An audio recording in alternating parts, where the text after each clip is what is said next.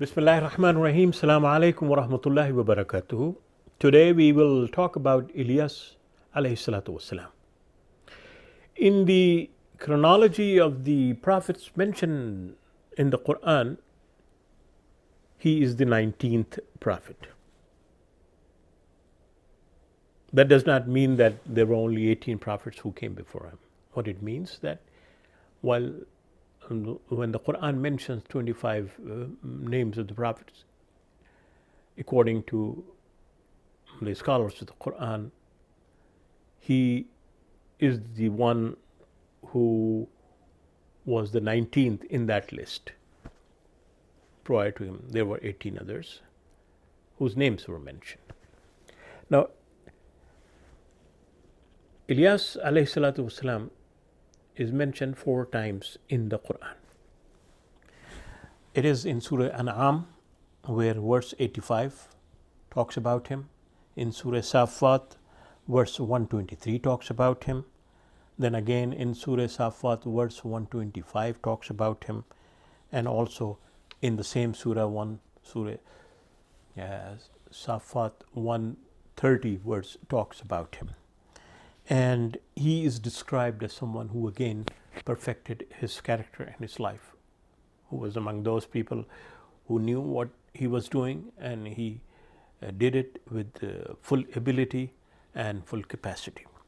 He is also described as someone who was sent primarily to deliver the message to the people with the message that he received, and he was also described as the one who challenged the dictatorial and despotic authority of the time that was in the form of idol worshipping of Baal, and the Prophet Ilyas alayhi salatu wasalam took an issue with those people who were indulging in that kind of idol worshipping, and that idol was primarily used to justify the despotism, to justify the dictatorial tendencies of the people who were running the affairs of the people. And because of his struggles, because of his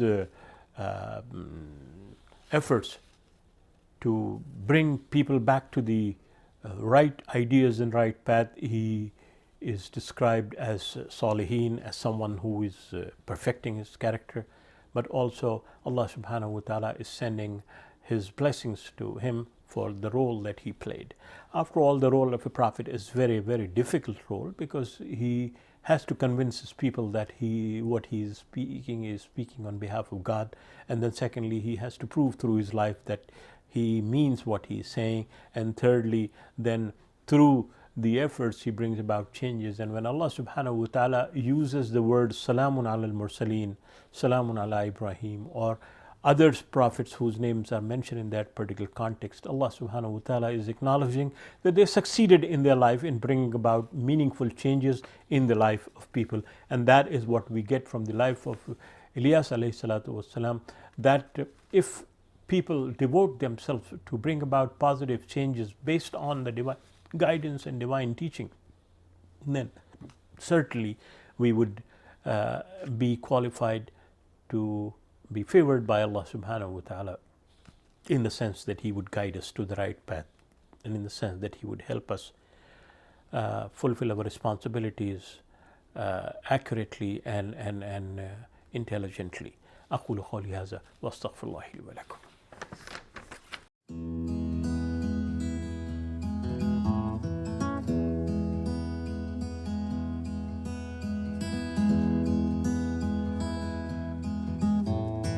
We hope you enjoyed the video.